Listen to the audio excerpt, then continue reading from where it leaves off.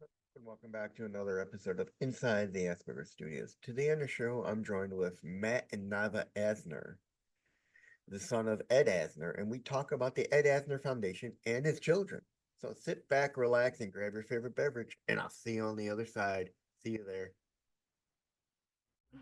I wanna believe in the truth, but only see what I'm shown. Got the freedom to choose, but can't decide on my own. Follow what the group is thinking, bottle up my intuition till it's popping up.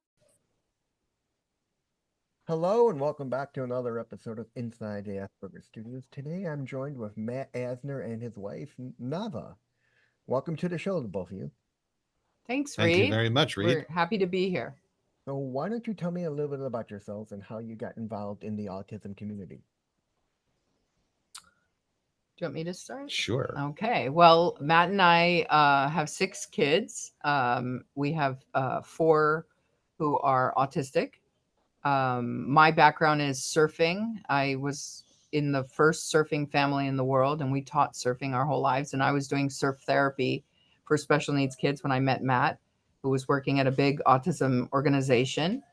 And the both of us together felt really strongly that there was a lack of services in our community, especially for the adults. And some almost 10 years later, now we have created the Ed Asner Family Center, named after our beloved father who passed away. And it really is a very special place, supporting the entire family, not just autism, but uh, other communities. And we have everything from camps, which we have going right now. It's a little bit loud in the background, to support groups. We have an incredible, thriving therapy department for our special needs families who really are needing not just therapy for the individual, but for the parents, for the grandparents, for the caregivers. We have an incredible relationship course called the Dating Spectrum, which has been one of our most popular programs. We have a full adult day program.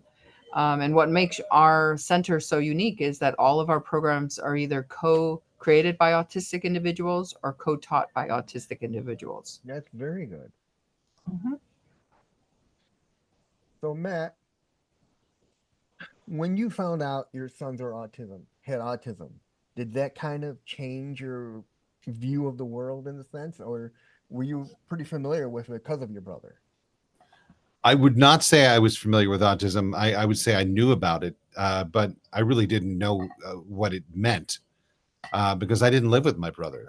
My brother was 30 years younger than me, a little over 30 years younger than me. And, it was something that I had at an arm's length at the time.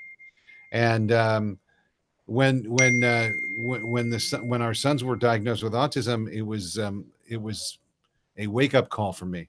It was wow, okay, what do I do? All right. Um, and I'll tell you, I mean, for anyone, I mean, autism is a hurdle that's put in front of you or your child, Oh yeah. and it's no one ever is happy about a hurdle that's placed in front of you, but it's how you deal with it. And we snapped into attention and made sure that our children had everything that they needed to succeed in life. And I think, And each one is so yeah, individually different than the other that they all needed different levels of support as well. yeah, So they're each on a different level of the autism, Yes, one, very two, much or so. three. Very yeah, much so. Yeah, I mean, it's like that old. It's like the saying: when you meet one person with autism, you meet that's one right. person with autism. People Mhm. need to realize we are different from each other. We are not similar to each other. We have our own likes and dislikes. We have our own interests and things. I'm pretty Exactly. sure the two of you have seen your sons find their interests in life. Absolutely. It's Absolutely. actually a wonderful moment when that happens. It When is. you I see mean, when you see someone connect to something, mhm. and it's organic, and they're doing it because they want to and they like it. There's nothing better. Now, do any of them have ADHD as well? All of them, including me. I have this most severe version of that.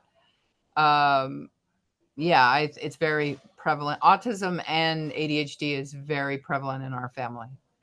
Yeah, I mean, I know that feeling. I have ADHD as well, and it's like with my interest, it's like, oh, I get this interest, and all of a sudden I wane towards something else, or I lose interest in Mhm. it, and I keep chasing something new, and I'm thinking, why can't I hold on to something? Yeah, And it's the same thing with school.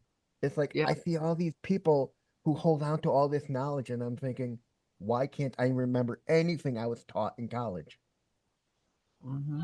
Well, I don't remember anything that I was taught, so there you go. I mean, I guess it's there somewhere, deep in the recesses of my mind. So, what are some of the interests that your sons have like latched onto?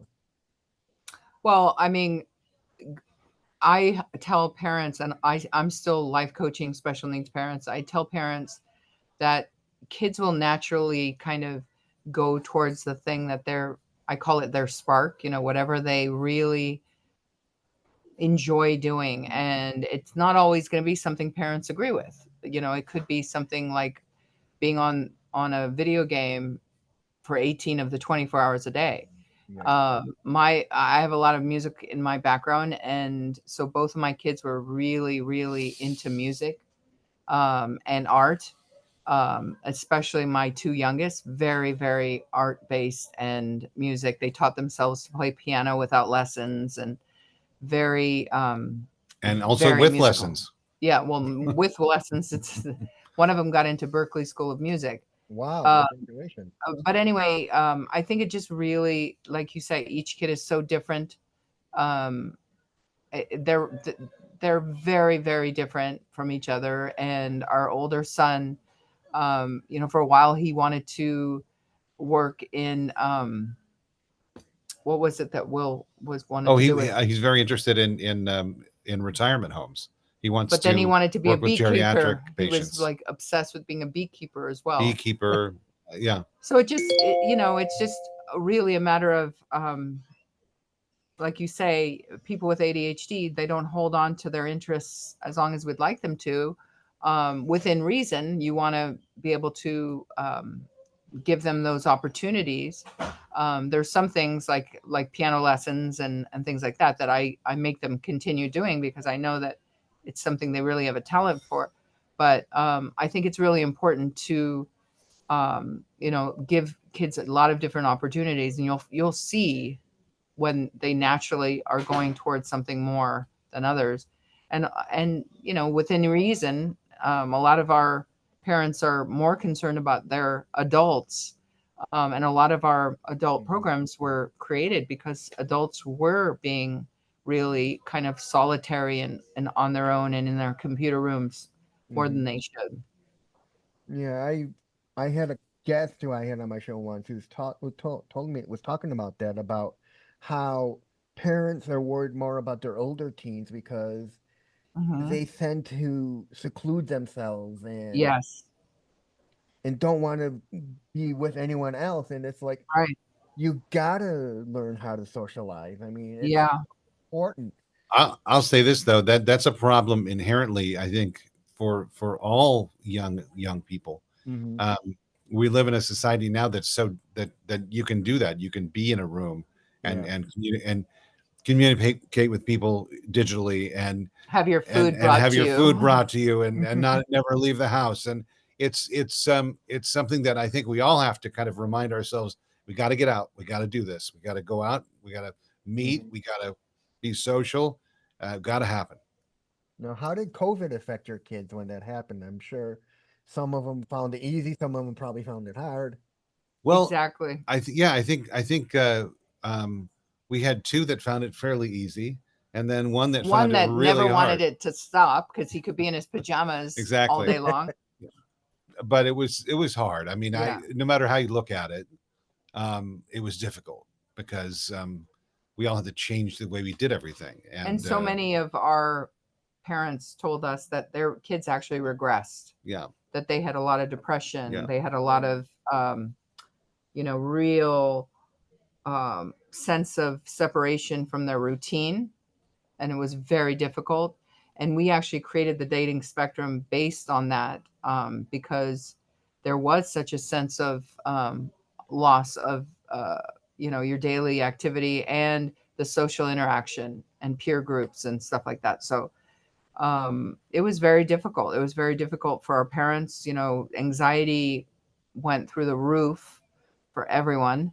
And one of our the positives is that we were able to quadruple our mental health division during COVID, and we've been continuing that. So that was wonderful. But yeah, our social club was born after that, and a lot of our adult things, because our adults were really had a hard time. I mean, I'm glad you're doing that, because dating is one of the hardest things for those of us on the spectrum For because sure. of socialization. I mean, you try to socialize and it's hard, especially when a good percentage of us are introverted. Hmm. We don't know how to socialize. We Very don't true. want to be around people. There's a very few small percent that are extroverted. I'm the rare kind who's an ambivert. But those who are introverted don't like to socialize, and you wonder why they start getting lonely and depressed. It's because they're not going out, they're not meeting people, they're not talking to people. And your dating program is excellent because Yeah. it's teaching them you need to socialize. And I think what makes it so special is we have an autistic voice doing that instruction and being able to give them his own firsthand knowledge of what he went through. We had such a big, call for it to go nationwide, that the current actually it's upcoming, so people can still join. Um, Session of the dating spectrum is actually online, so the whole Mhm. nation can get involved. And I think it works better when it's in person, because it's a very um, this group becomes very close. It's very intimate. But the fact that people in other states wanted this opportunity, I'm really happy that we were able to bring it online for this last session, and Mhm. that's starting in August. See, what people don't really realize is a lot of the autistic people out there don't want to leave their bubble. Yeah. Exactly. You ask them, why don't you want to leave? And their response is, I got why. I got everything right here. Yeah. And my response is, yes, but your parents are going to die. You're going to be left alone. Do you know how to talk to your doctors? Do you know how to Yeah. talk to your insurance companies? Pay Yep. bills? Do all this. I literally wrote a book called Outside Your Comfort Zone, and it follows me from step one of my life to where I am now, with the very important message of you need to step outside of your comfort zone. Otherwise, you're going to be left in the dark. And you're going to say to yourself when you're 80 or 90 years old, I should have, could have, would have. You know what? Reed, that's a better pitch, Yeah. because you should go on the circuit with that book, Yeah. and I could fill every coliseum or whatever, every room I could What fill with parents who are concerned, about your kids? and the parents would bring their autistic adult children and hear your experience, because that is what they need. Is they need an autistic voice Hmm. describing to them what they need to be prepared with, and having the autistic individual hearing that from you directly, like, look, Yeah. whether you like it or not, your parents are doing you a disservice if they're doing everything for you, Yeah. because you're really going to be left in the lurch, and a lot of people can't afford to have pooled trusts and all Hmm. this things in Hmm. place. And it's very difficult for parents to push their kids out of that comfort zone. But to Yeah. hear an autistic voice, I think you would be very successful putting that book on a book tour. Well, And I'll right tell you now, something. go on, I'll Matt. tell you something. That is advice that I would give anyone. Hmm. I mean, people sometimes say what would you give your younger self? What advice would you give your younger self now? Uh, and I would say without a doubt, I would tell my younger self to step outside your comfort zone as much as possible, Mhm. to stretch Mhm. as a person. And so, it's even more important for the autistic individual to do that Yeah. because they're so introverted, they're so self-centric, and it's a very important thing for them to do. I mean, what people don't realize is that it is important because people fear what's going to happen to to my kid when Yeah. I'm Yeah. gone. I was on a show with a woman, and she's like, "You mentioned something to me when I was on your show about your mother worrying about you when she's gone." And I'm like, "Yeah, I mean, that's the big picture. Is parents need to make Everything. it, yeah, parents need to make it clear to their kids. Life doesn't stop because you're happy. Life keeps moving on." Heck yeah. If it's at all possible for your child to be independent, That's what they want. every step that you can take to make that child independent is the most important thing you'll ever do, Yeah, because you're not going to be here forever. Mhm. no, And it's as a parent, the greatest gift you can give that child is something is a taste of independence. I mean, I can tell you I'm like when Nava. yeah, I mean, I can tell you when my father died, if up to that point, I thought my parents were immortal. That Yeah. they would live until I'm in my 80s or my 90s and then they'd Yeah. pass on. I didn't never expect Um, it to happen. and I'll tell you something. I think we as parents feel immortal until we start losing our parents, and then it's like, oh well, wait a minute, Yeah. this is a very awful thing, and It's going to happen whether we like it or not. and yeah, I mean, you can never be prepared for it, but certainly we as parents can prepare our children for a life without us, Yeah. and that we should be doing that all the time. Yeah. I mean, my book right now is in the editing stages and it's getting edited and then I'm going to send it out for testimonials. But once it's done, I mean, my big thing is once it's published and out there, I want to get a TED Talk done. Good, Totally. you You should. you have to do that. You I have mean, to do because that. it's like you said, Nava, it's an important message. It's the most important. I'm very excited to read it. Yeah, we'd love to read it. Yeah, I mean, I'll send if you want a pre-edited copy, I can be happy to email it to you. I would Sure. love that. I mean, because I've done so much in my life. I I'm very much an ambivert. I got my bachelor's degree online, and then 4 years later, an opportunity fell in my lap to go for my master's across the ocean in England. Oh wow. Oh, nice. I went Where? there, Canterbury. Oh wow. How I went fun. there and I went for a year's program, got my master's degree, and then my mom's like, "You're not coming home. I want you to travel. You don't Oh, know when wow. you're going back." And I'm like, "But I don't want to go alone." She's like, "You got no choice. Enjoy it while you got it." Wow. So I booked a 6 week travel, 6 countries, 6 weeks. Came home, couldn't find work. No one wanted to hire me.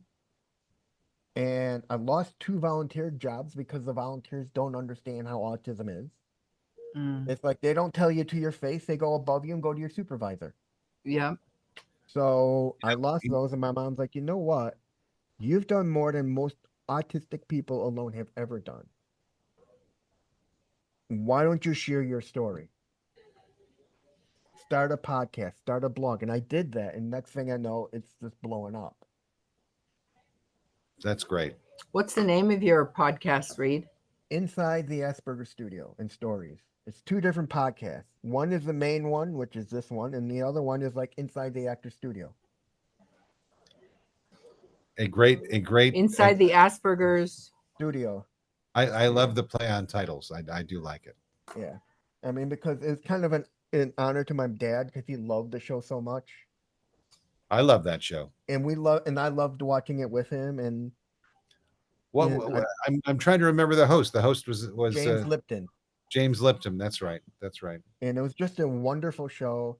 And I end it with the same questions he always ends his shows with.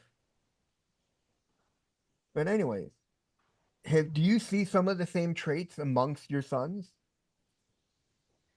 I would say so. I mean, I think there's some similarities here and there. Especially the two youngest ones. Yeah, but like we said earlier, I mean, they're so different in terms of autism. Mm-hmm. I mean, certainly personality wise, if they're related, certainly they're going to have similarities. Also, they're modeling after us, so we provide that similarity, I think. But they are so different. They're very different, Mm-hmm. wonderfully different. When did you have them tested? Were they early on in age or a little later? Well, Our oldest, actually, yeah, Max is the oldest. Mhm. He was just diagnosed, and he's 25. 25. Wow. But the younger ones were diagnosed. Actually, our youngest was diagnosed when he was about 2.5, and then the others a little bit older, like 6. 8, yeah, 7, 6 or 7. Most of them were diagnosed before 8 years old. So, All right. and I'll say this: even the one that was diagnosed before, like at 7, we knew something was going on, and he was getting services way before he was diagnosed. So there was something inherently going on. But it's interesting. The average age of diagnosis, I think, is still 8 or 9 years old, which is way too old. Yeah, I've had guests tell me they've had their kids diagnosed when they were 2. Yeah, I mean, I think if you're on the ball and there's a lot of room for intervention in your life, I think you can certainly catch it that young for sure. I And it's think always great to catch it that young. Yeah, I think one of the biggest problems with our country is we are so behind the ball when it comes to autism services. I've talked with the assistant minister of autism in Australia, and they are way ahead of the game when it comes to dealing with autism. She told me a story about how they have a couple autistic kids working in this grocery store they have, and they asked them, "Can you cut the lights lower and change the beeping of the registers because it bothers them?" And they're like, "We can do that. We just have to bring in an engineer to do that." And they did that, and it increased the revenue because they brought in more people because of that. Yeah, well, it's interesting because I think we've become a medically avoidant society Hmm. in America, and I think other countries are not that way. I think they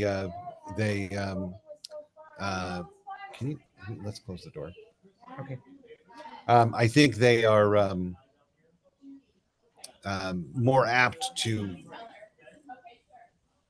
earmark things and look at things quickly, certainly discuss them quickly. Hmm. And I think in America we have a huge expense to medical care in America, so we tend to avoid that at all costs, and which is an unfortunate thing because you want to be on top of it. It's Yeah. important to be on top of it.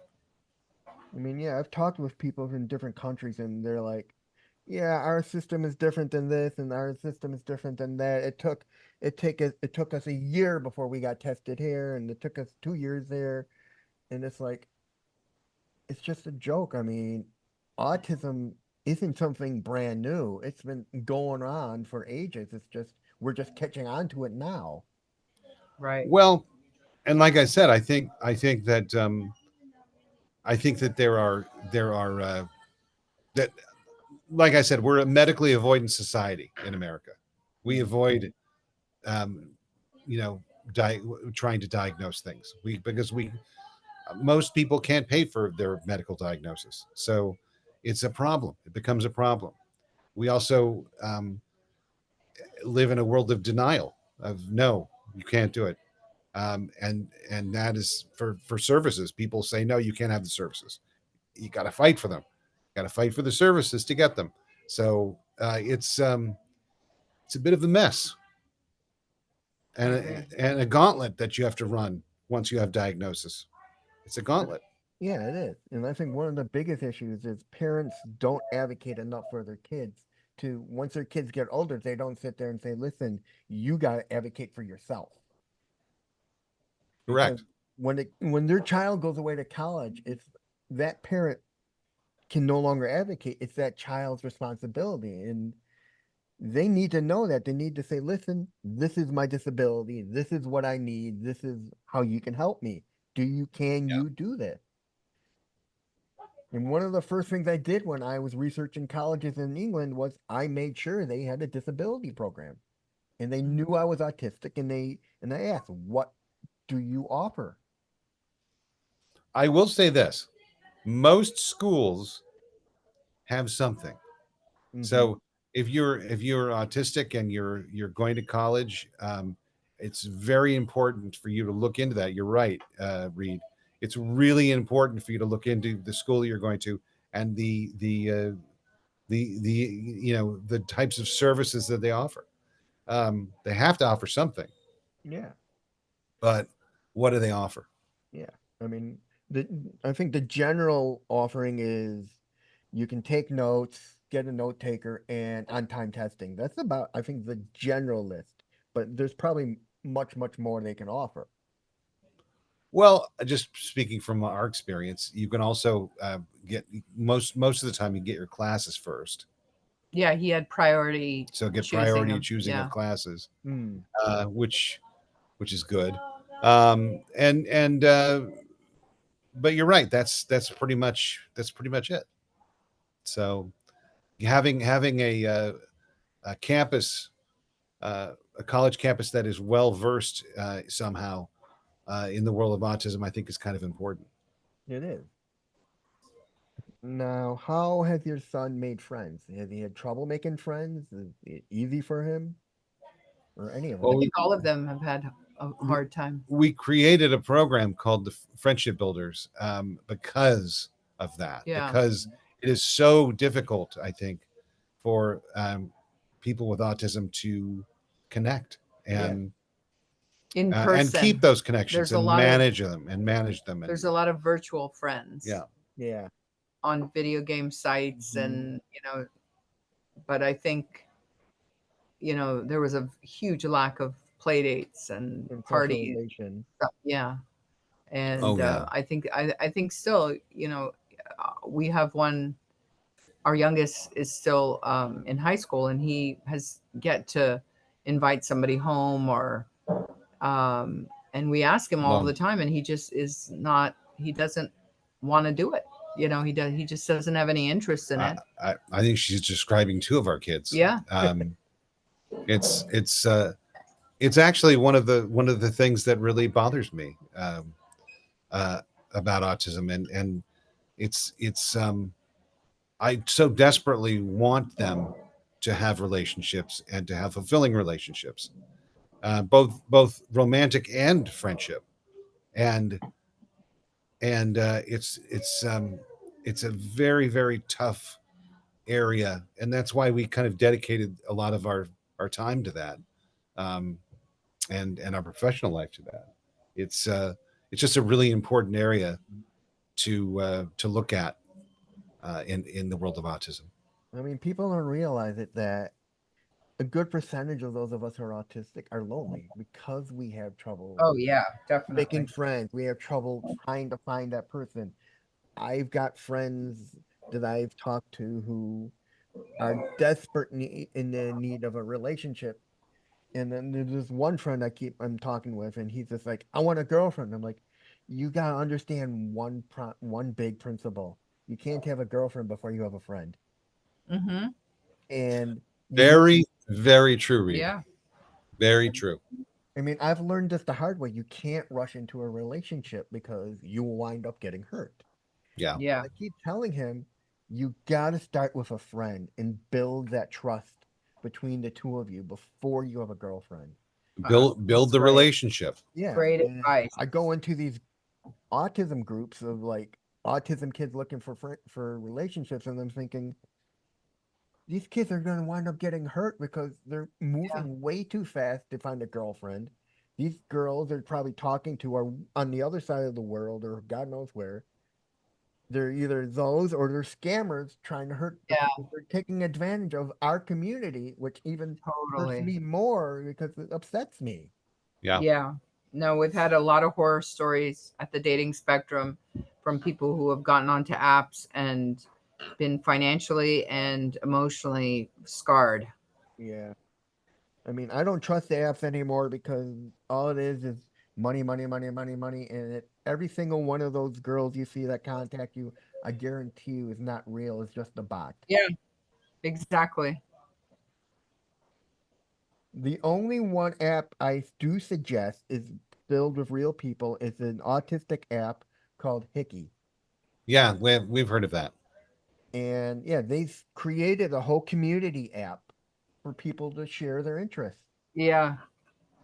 Our the woman who created the dating spectrum with me has been working with them a little bit because they're LA based, I think, and trying to get them to come to some of our social events because we have a social club that meets every month, and it's a great opportunity for the people who are meeting on the app to come to an actual venue for a social.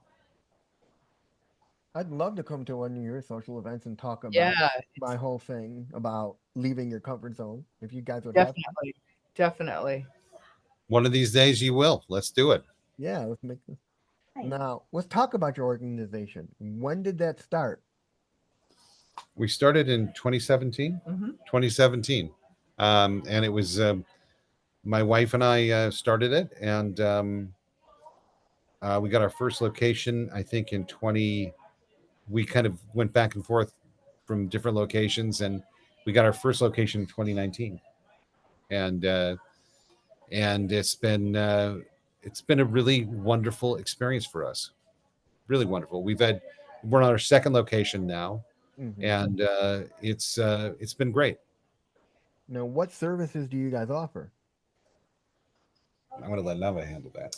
Everything from support groups to a full mental health division where we have people doing therapy on a sliding scale, and we've never turned anyone away based on their ability to pay. We have the dating spectrum. We have sex ed 101 because that's just as important, which Hmm. has a whole component of hygiene and things like that. We have an incredible job mentoring program called the Academy. And we just had some of our participants who were in year 2 who were just hired by Funko, the Funko Pops. Yeah. So twice a week they go to Funko Hollywood in this incredible space, and they learn everything, full hands-on, job training, um, along with all the electives that they love to do, like voiceover, improv, fine art, music. But they're also getting all these job opportunities, and having a whole media-based portion of it too, where they're doing like basic computer skills, learning how to create an email, learning how to create a resume, just really, real world kind of things. Um, and that was actually created by one of our board members whose daughter was over 22 and there was nothing available for her. Wow. So a lot of our programs are kind of like organically created by either parents or autistic individuals. That's amazing. Good for you guys. I mean, these Thank are you. like almost like life skills every kid should need when it comes time. Absolutely. Now, let's talk a little bit about raising your kids. What is the hardest thing of raising all your sons? Well, I mean, I think we touched on it. I think, certainly Patience. we all want to spoil our children because they're Yeah. our children and Hmm. we want what's best for them, right, Nava?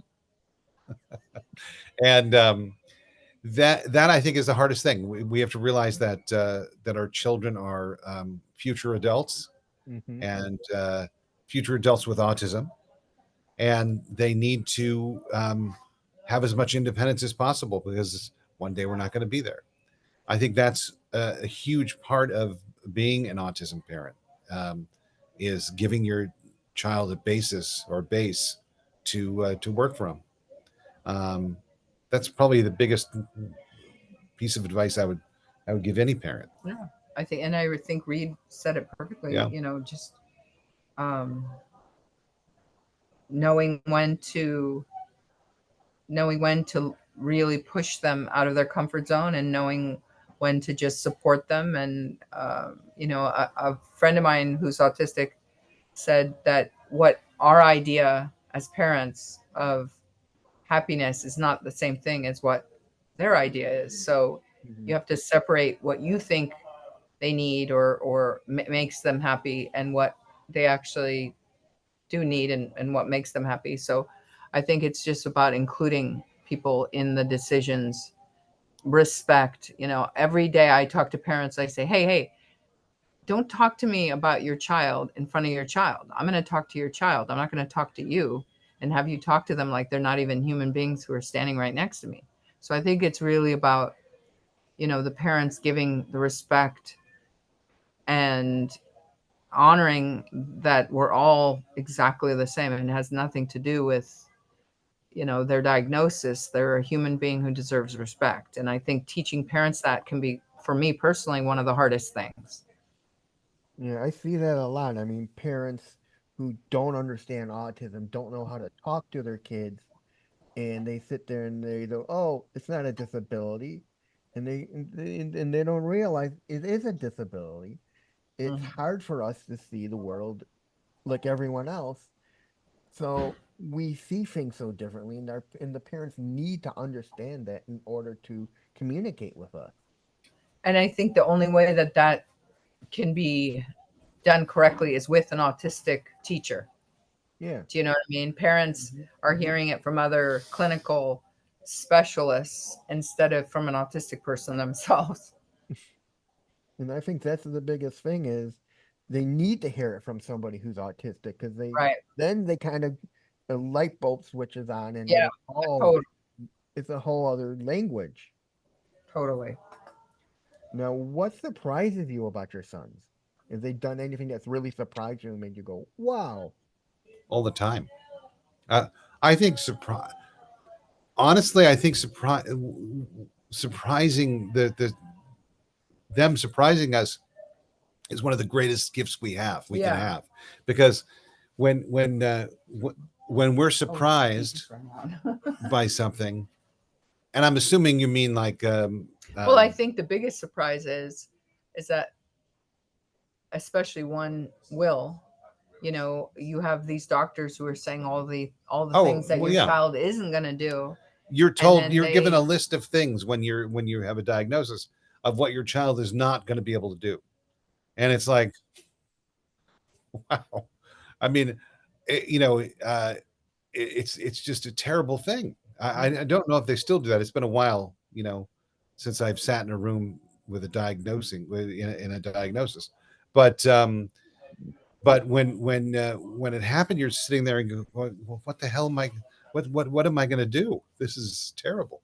Um, it's the most negative thing in the world, and I just think that what's so important is that if anyone who's doing the diagnosis, for them to say, there is no, give parents hope rather yeah, than, give parents hope. yeah. There's hope there. Mhm. If you do this, then there's hope. If you do that, there's hope. If do this, do that. It's just, you know, um, being. She mentioned our son Will. He basically we were told that he wouldn't do anything, that he wouldn't graduate high school, that he wouldn't Ever have a ever job. have a job, and he's smashed both of those, and that's, that's the kind of surprise that's wonderful. It's but you just do everything you can as a parent to help your kid, Hmm. and that's it. I mean, I know that feeling. My mother and I was probably in my early teens or late 20s, went to the DHS office to try to get help for me, to try to find me some kind of work. I had this one counselor who sat down with me and goes, "You're not going to be able to achieve a 4-year college. All you're going to be able to do is get yourself an associate degree." I looked at her, I looked to my mother, I just didn't say a word. As my mom, I said thank you. As my mom and I walked out, I turned to my mother. I'm like, I've never been pissed off in my day, in the day of my life. I've never been more insulted than I have been now. My mom's like, what are you gonna do about that? And I'm like, I'm gonna email her supervisor and tell her I've never been insulted before. And look where I am today. A Yeah. bachelor's degree, a master's degree, and successful podcast. Look at you. There you go. You should write to that woman and say, you know, I showed you. Look, when I was a kid, I wasn't doing well in school. I had many learning disabilities when I was a kid, and this is a fourth, fourth grade. And my teacher had a conference with my parents and said, "I give up. He can't do it. It's not possible. He can't do it." And the second my mom heard that, she was like, "That's not what I want to hear." And she took me out of that school and put me into a school that addressed my needs and changed my life. And um, she was proactive. She didn't shrug it off. She was proactive, and it's really important. People like to give up on things, Yeah. um, and that teacher certainly gave up. Um, sounds like your guidance counselor um, gave up as well. Yeah. Um, and it's so important to your mom sounds like she really is a motivating force in your life, She is. which She's is my a cheerleader. And a wonderful lot of people have said my my mother is like the driving force behind me, and they are so proud of her for pushing me to where I am today. well, good for you and good for her. Now, have you tried to see the world for your son's eyes and to see what they see and how they understand life? Of course. um, I think we try to do that every day. um, Especially when it's difficult, when times are difficult, when there's a meltdown or when there's something Mm, afoot. um, Or our I youngest who's still going through puberty. yes. Puberty's tough. interesting. It's tough, yeah. Explaining the um birds and the bees and girls and why girls don't like him and Yeah. everything else. yes, but Having to understand you know tr- sexuality and all that. trying to see through your children's eyes is very important. And one of the things that I learned about sexuality, about autism and sexuality, Peter Gerhardt is a great, amazing man. um Professor on the East Coast, I think. I can't remember what college he's teaches at, but he gave a lecture once, and he said, your children are not children with autism; they're future adults with autism. And it, there's uh, no time that's too soon to start thinking that way. It's you have to think that way. I remember when I first went away to school before we knew I had autism. We knew I had ADHD, and I went to the University of Oshkosh, who had a special learning program for those of us who had a disability. And they had a dinner for us, and the head of the program comes up and he goes, I want to tell you something, and I want you to understand this. You're going to live with your disability and you're going to die with it. But I want you to understand, you can also find workarounds to help you work with it. Right. And that stuck with me to this day. I mean, people need to understand autism and ADHD don't just disappear as you get Right. older. They just either become more prevalent or you find your workarounds to make it work for you. Our son Will has come up with some gems in terms of autism. And one of the things he said to me once, when I asked him what autism was, is he said, "Well, he said all the apps are running at once." And I just thought that was so.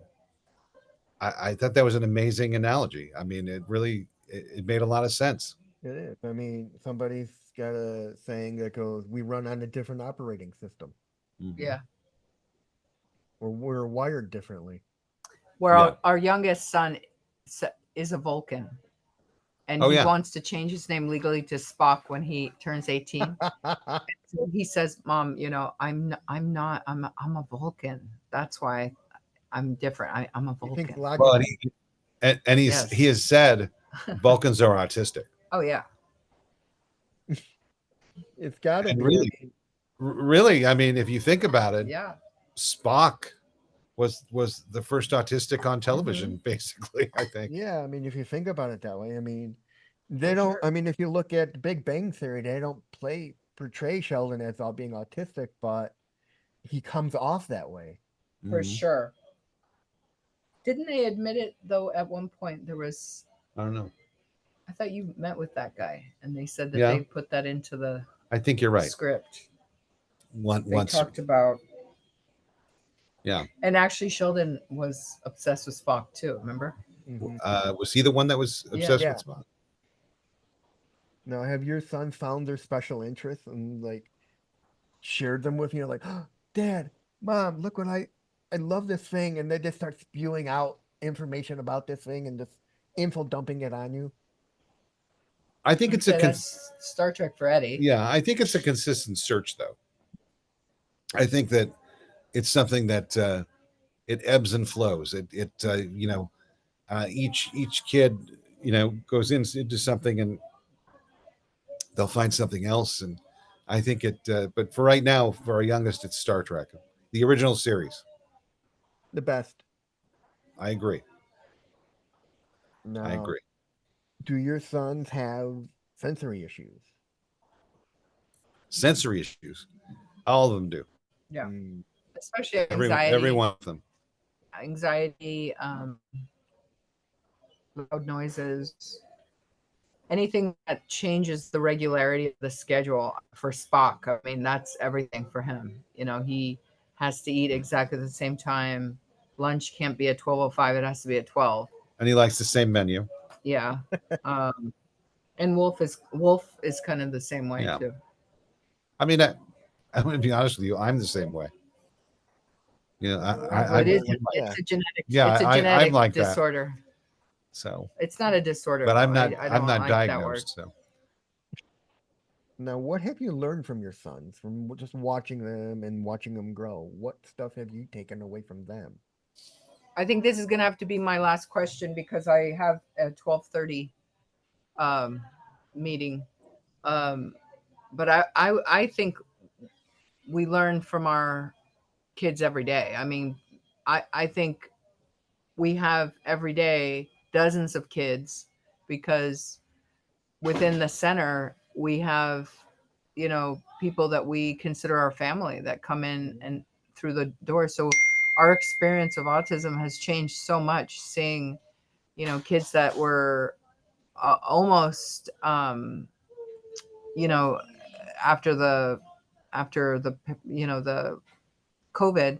We had one participant who's in our academy right now. The parent was really concerned and felt like they had almost gone into a selective mutism.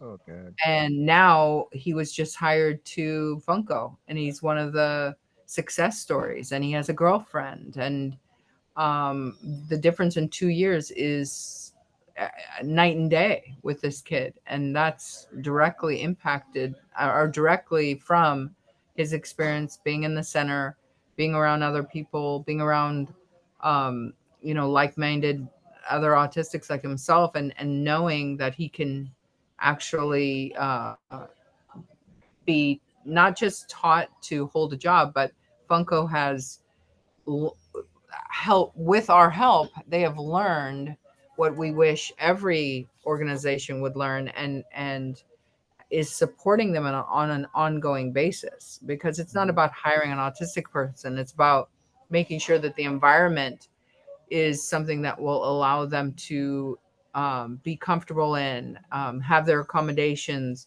and be there to support them on a daily basis, not just on the hiring. And finally, where can people find out more about you and your organization? They can find out about us by going to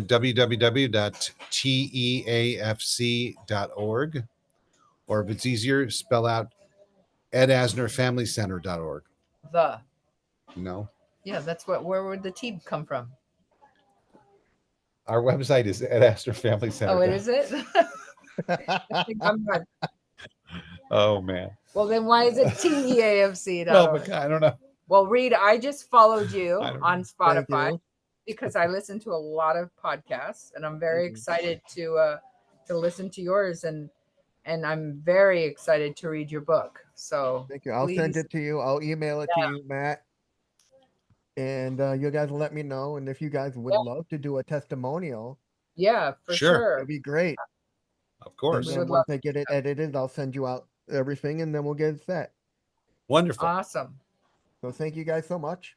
Thank you, Reed. Thank you. How did you want to end? What was the last question you usually ask? That was I'm the just- last question. Oh, that was the last question. Okay. Is that what James Lifton you used to ask? Nope. Okay, I thought you had No, that's a different show. That's for his different. that's a podcast. that's the different broadcast. Yeah. Yeah. Okay. Oh, I want to answer that question. All right. I'll see you in the next one, everyone. See you there. Okay. Thank you.